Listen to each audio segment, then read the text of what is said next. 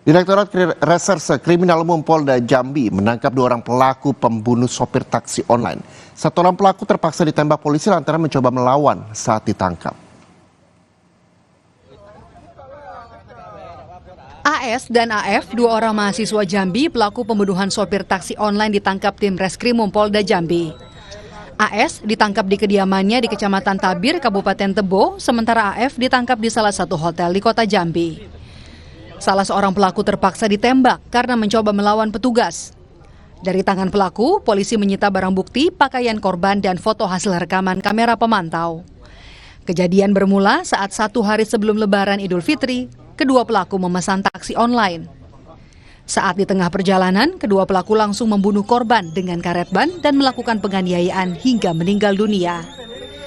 Setelah membunuh dan merampok mobil korban, kedua pelaku membuang korban di Jalan Nes, Kecamatan Jambi luar kota Kabupaten Muaro Jambi, sedangkan mobil korban dijual ke penadah dengan harga Rp28 juta.